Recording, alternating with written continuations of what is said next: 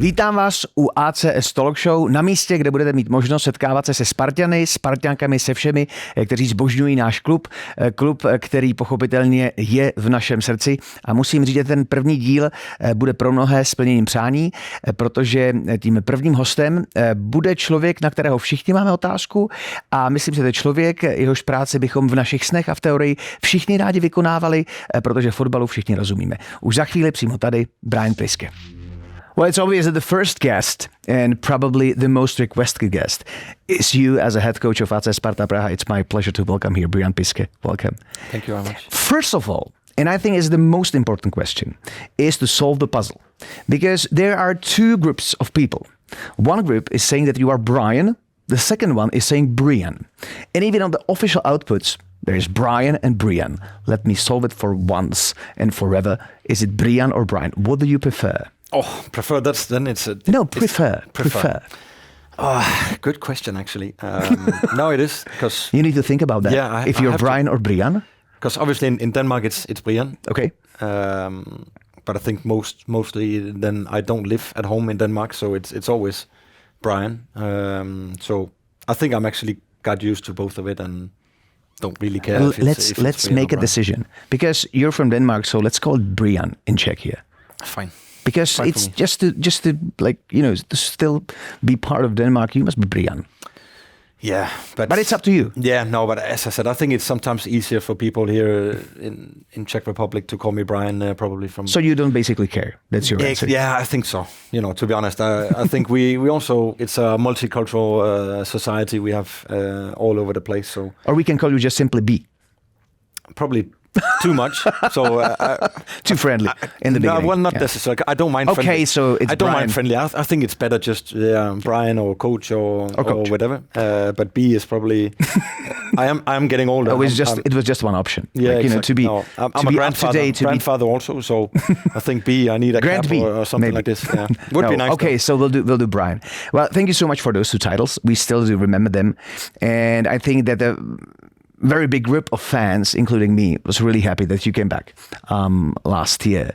And there were many talks about that, many analysis, but I didn't hear from you how difficult was for you personally the decision to make it.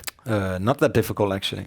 I think when I've had the first conversation with Mr. Rosicki, Thomas, then I knew this is where I want to go again. Obviously, in the period from when I left Feyenoord and until the first phone call with Thomas, then I had some different opportunities and different possibilities that we were considering to go for. But at the end, I felt I also wanted to be picky on where to go and not to rush into something new.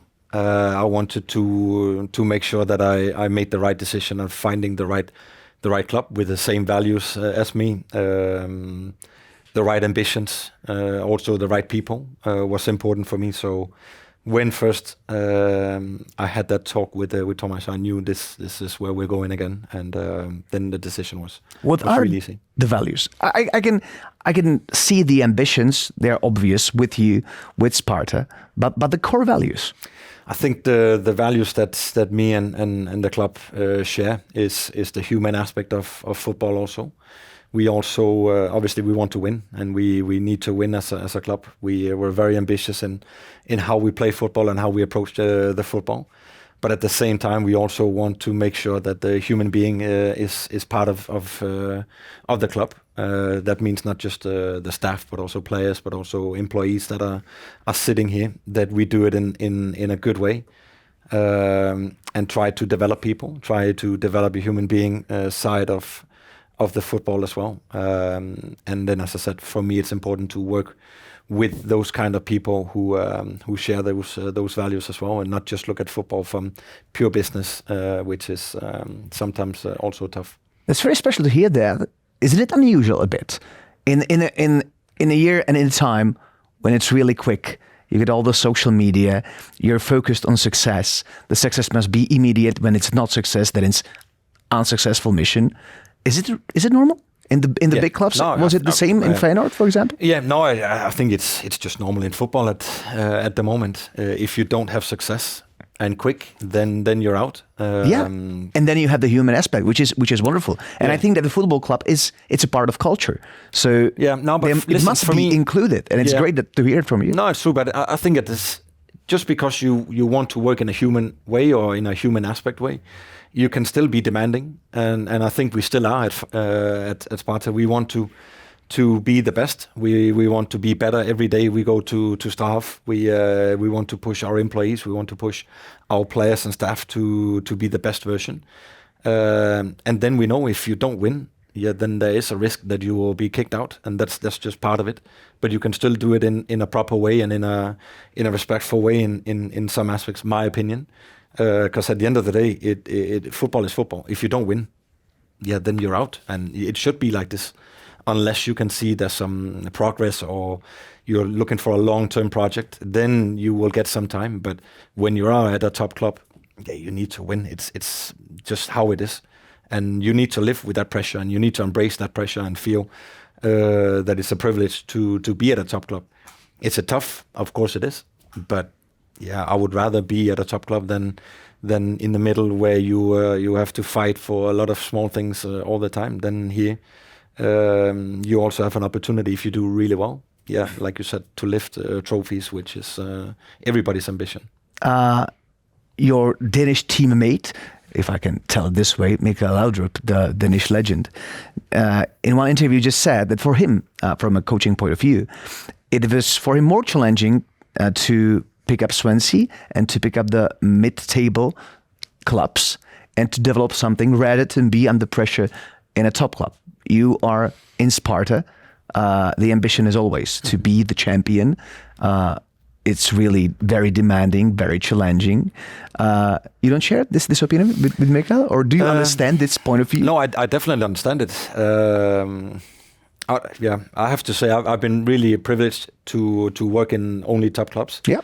Midtjylland, we were fighting for championships. We won one, and we finished second in the other one. In Antwerp, we were also fighting for trophies. The same here at Sparta, the same at Feyenoord. So I haven't yet tried to be in the middle where you strive to get into top three or maybe even higher. So I haven't tried that element of football or that aspect of football, which is in some elements different to a top club where you fight for trophies. You mostly also play European football. So that means you play a lot of games, also midweek, and it's a different competition when you play midweek. You play in the weekend with in the league. It's a different football. So the highest ambitions for you are important in deciding. Are you like the success targeted coach as well? Well, I think I am, but it doesn't matter if I at a certain point. In 2 years or 5 years, we'll have a team that is not automatically in the top, so to speak. I will still want to win every game that I participate in. I think you need to be ambitious. I think you need to be highly motivated and be ready to work hard for every point, no matter if you're bottom or top or whatever. But I think at a certain point, maybe yes, I wouldn't mind a different project in some aspects, but right now, my only focus is to win another title with Sparta. How much decisive was Prague? You're from Denmark. Like when the decision, how Prague was important as a city, as the environment for you? Because for us in Czechia, sometimes and in Prague, we don't know how great it is here because you're inside. Yeah, but sure. You were in Rotterdam, you were in Antwerp. Yeah, no, there's no doubt. City is also nice. It's a side dish to the main dish, so to speak. So if the club is the main dish, then obviously the sides is also the city where you live, the environment, the country, the city you live in is also important. Probably more for my family in some aspects when they're visiting here than when I go to work. I'm 12 hours at staff almost every day. Then they have a good place to visit. It's easy to get to Prague as well. It's also important for family members or friends, and will make my life a little bit easier also. But in general, as I said, I'm mainly focused on how 𝐭𝐻𝐿 looks like, how Letna is, how's the infrastructure when it comes to the football, because that's where I put all my effort. As I said, I get up every morning at 6 and go to 𝐭𝐻𝐿 around 6:30, and then I'm there until 6 o'clock, and then I go home. If I'm lucky, then sometimes. On a daily basis? On daily basis, yeah. So I don't meet you in the garage in Žižkov now. Yeah. Yeah. I was looking for you, and that's the answer. Yeah, no, but I get up a little bit earlier than you. Wow. So it's sort of like a mission. Well, mission is every coach has it like this. Is it? I can't tell. I cannot say. I think we're all different, and we should be different. Football players are also different, and we're all different as human beings. I like to work this way. So you're there as a first? No, really? No. Unfortunately, no. There's a lot of staff members at 𝐻𝐻 also before. Already? Yeah. No, we have a. That's why I love the club. There's a really good environment. There's a good culture. Other staff members comes in at 6:30 also, working in the gym or already start working out as well. So I think that's the culture that I embrace and the culture that I like. That people are motivated and they are ambitious, and then at the same time also we can enjoy and we can laugh at work. I think that's also important. And then I don't mind when people are going home. Some of them go home at 2 o'clock. Some go home at 4, some at 6. It all depends when they're done. But the core value definitely is to be ambitious and want to be the best version of yourself when you're there, and put high demands on how we want to work. I think you need that as a top club, and also secondly, it's just as a professional. I think it's the best way to work. It's a lot of hours, and if I may, well, let me ask you what you do in the evening. I sleep. I'll close. So you go to work. I go to bed. Then go back, and then you go to sleep. Yeah, no, it sounds. And tough. is it an official statement? No. Or a reality? No, you sleep really. No, I go to bed at 10 o'clock. I really, okay, so there are 3 hours. Yeah, I try to get 8 hours of sleep every day. I need the sleep for sure. Obviously, some days I go home maybe 4 o'clock, but mainly, and especially pre-season, are long days and long hours. And you go to work, come home, you call the family, you watch a little bit of Netflix. Okay, Netflix. Some of it. No, it's good. Yeah. What's your favorite title on Netflix now? Well, I don't have anything specifically that I prefer. Sunderland? I can watch anything. Yeah, it could be documentaries, sports. It could be NFL. It could be football. It could be golf, Formula One. It could be politics. It could be a little bit of everything. I think it depends also on the spirit, on the mood that I'm in after work. What I need, how fucked up my brain is in some aspects. There's 50 people at staff that I need to give attention every day. And I try to give attention every day. I don't succeed every day, but I try to get around almost everybody. And that can be the tough part. That when you come home, you're finished. There's no more energy on the battery, and just like the iPhone, I need to charge.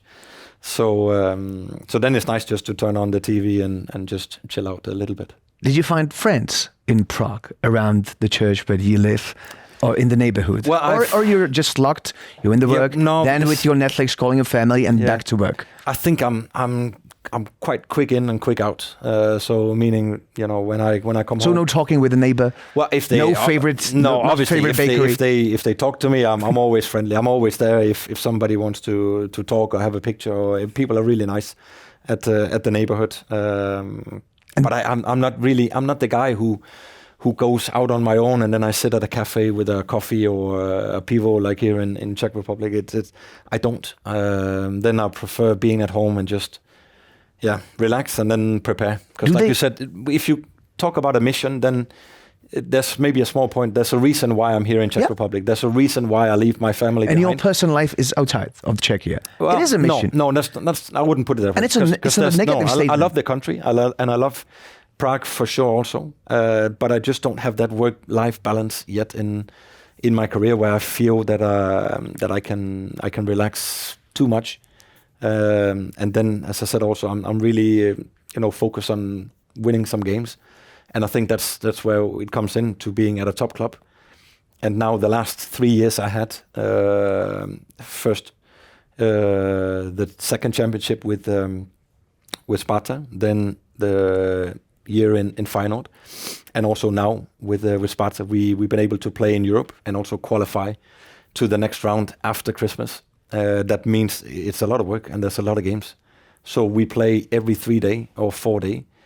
So when we are going, there's no days off. There's no time really to rest, because every day is either it's post-match from a game, and next day it's maybe pre-match for the new game coming up.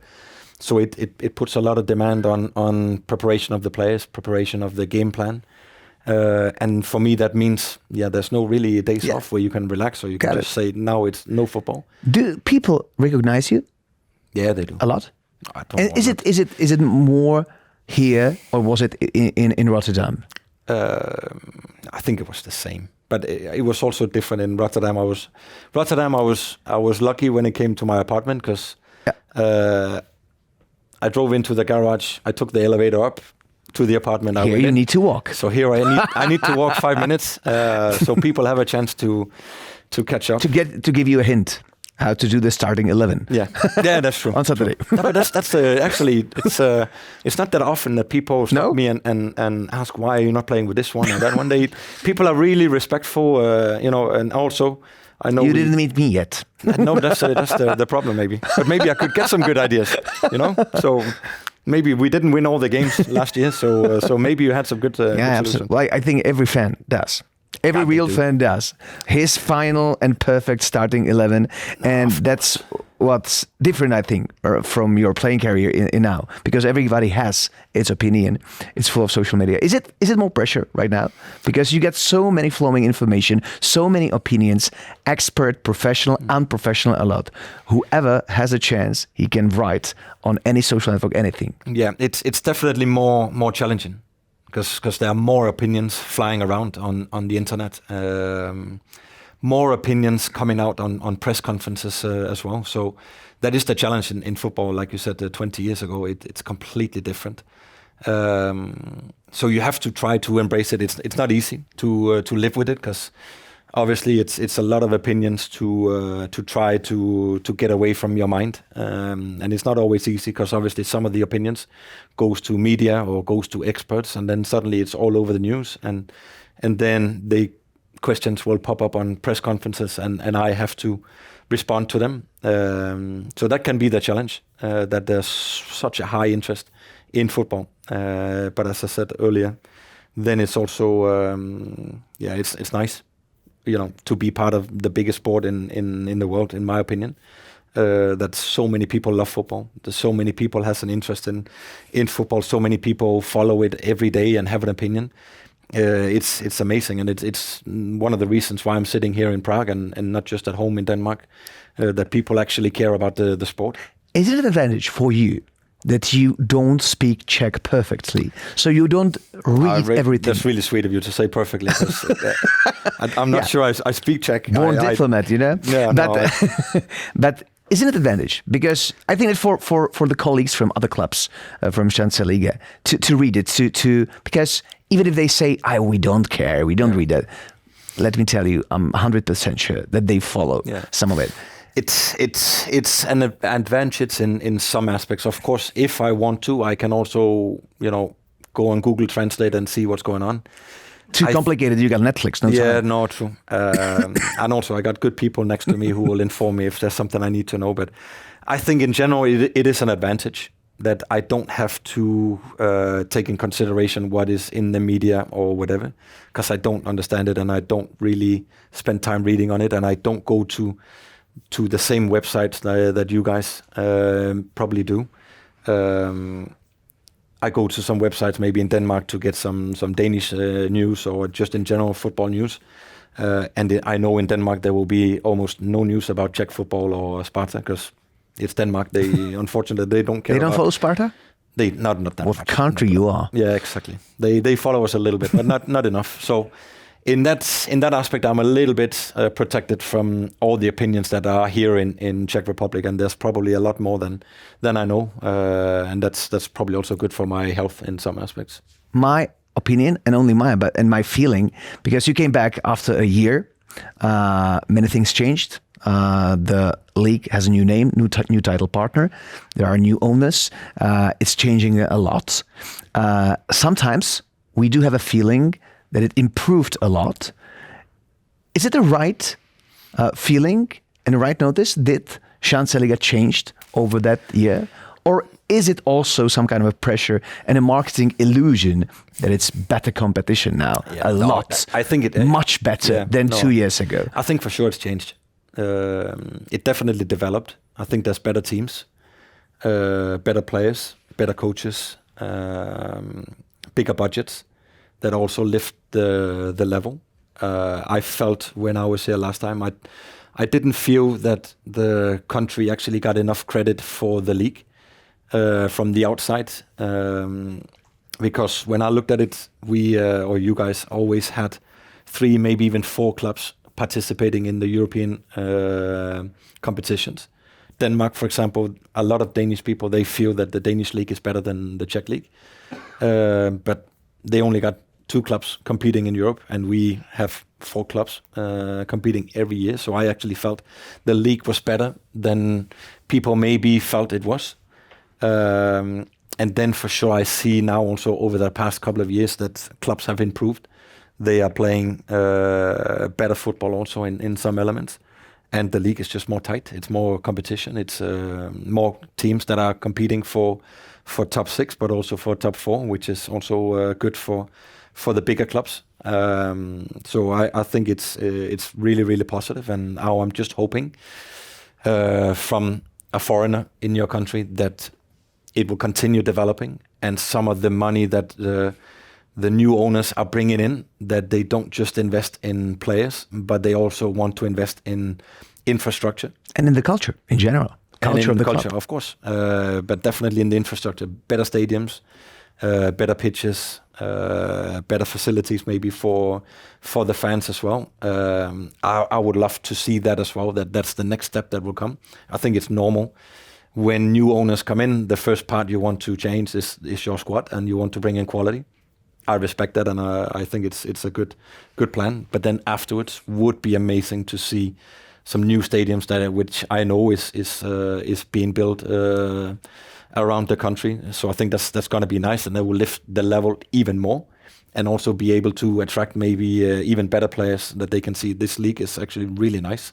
It's got some good clubs, some good teams, good infrastructure, and 4 or 5 teams always compete in the European leagues. That's why don't you want to go here? And I think it's great to see with this that when you're raising the level of the football club, you see more and more kids, more and more boys throwing away their cell phones and starting to play football. And I think that's maybe the best reward for all of us who are involved in football, to see that it is still a great attraction for the youngest girls and boys as well. And that's the reason why I think that when you are sad a bit, go to Strahov, watch the academy, because it's just fantastic to see once again so many young kids playing football. And I think it's also because of those 2 titles. And speaking about children, your son recently made a transfer. He's now a Birmingham regular. How much time you have to follow his career, and what it means for you to see your son in championship? Well, it's obviously a bit from the distance, because obviously he's been living first in Holland, and then in Sweden, and then now he's going to England. So it's a little bit more from distance and on the phone. It's been working fine. I think also now he's 21, so he doesn't need his father around all the time. But it's definitely been nice to see the steps that he's been taking as a player. He went to Holland when he was 17. So it's been amazing to see how he progressed as a player, but also as a human being and as a person. Some of the first things the clubs say to us, me and my wife, when we meet them first time, they always praise him for who he is. So I think that makes me and us more proud than he's become a good football player. But then at the end, of course, we're proud to see now that he's taken the next step, and a big step to the championship, which is, it's going to be a difficult challenge for him, and it's going to be a big challenge for him. I think he's ready for it. He is definitely ready to take the step, and then just like any other player, then he needs some time to adapt, and he needs time to get his qualities out in a new team. First match, 35 minutes against Stoke. It's not bad. It was a good start. Did you see it live? Yeah, we had the weekend off, so we finished the training camp Friday in Spain, and I had the chance to fly directly to Birmingham to see him, and also try to find a house and apartment and help him a little bit with this. And then my wife was also able to be there, so we had the weekend together in Birmingham and watched him play. And now I know it's probably going to be, I don't know, maybe 3 months, 6 months until I see him play again. So that's also how our life is at the moment, that we live a little bit apart from each other. Was there somewhere in your head, in your heart, a thought that maybe he can be a part of your team?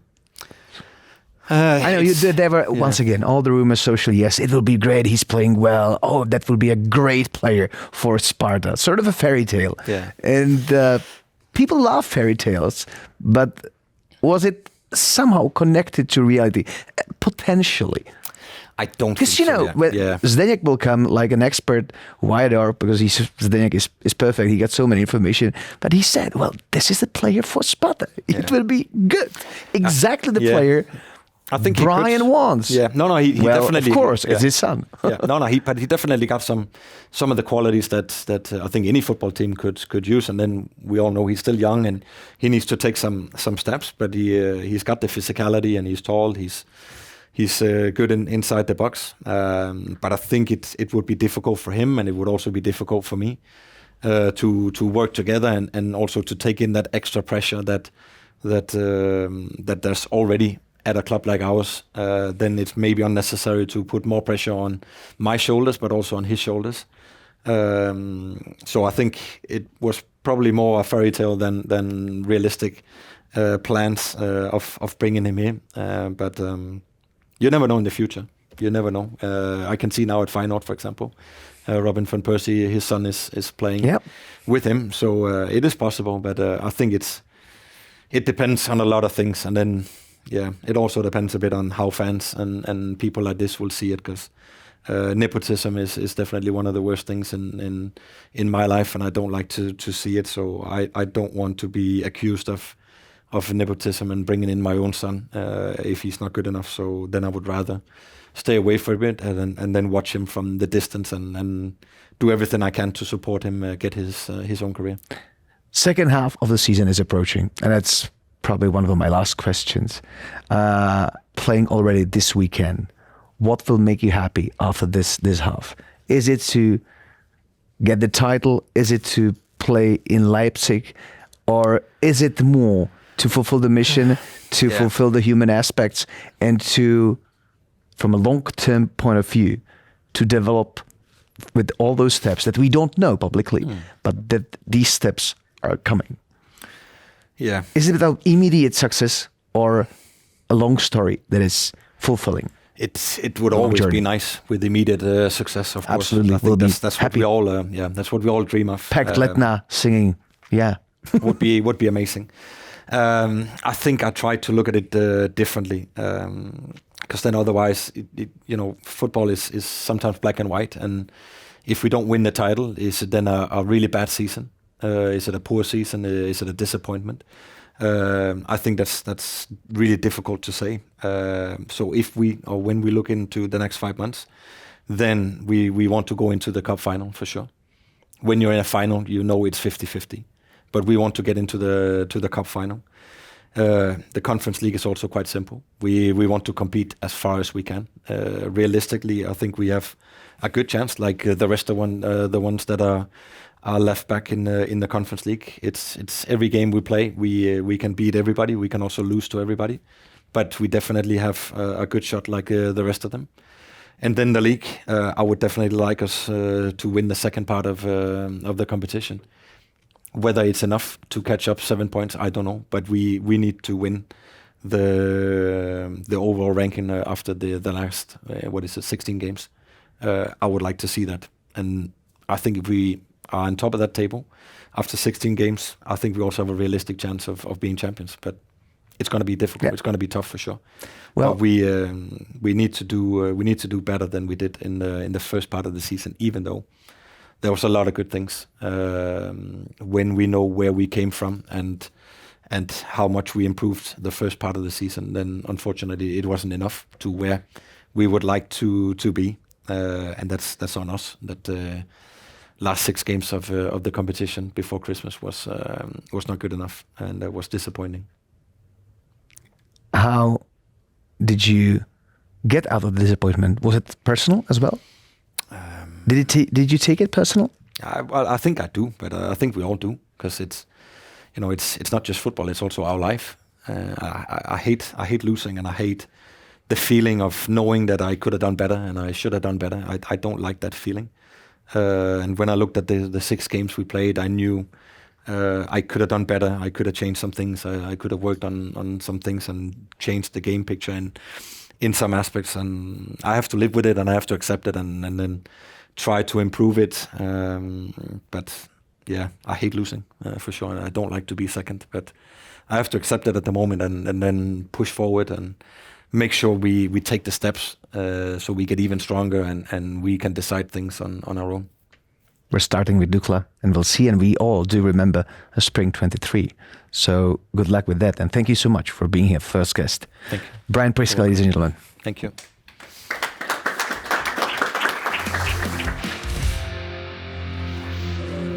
Otvíráme druhou část ACS Talk Show. Já jsem rád, že tady jsou 3 Sparťani, i když nevím, jestli v tvém případě to můžeme jako říkat, že bys měl zachovávat nějaký jako takový neutrální dekorum, ale na druhou stranu seš mistr ligy se Spartou, jo? No, kdo to může říct tady, že jo?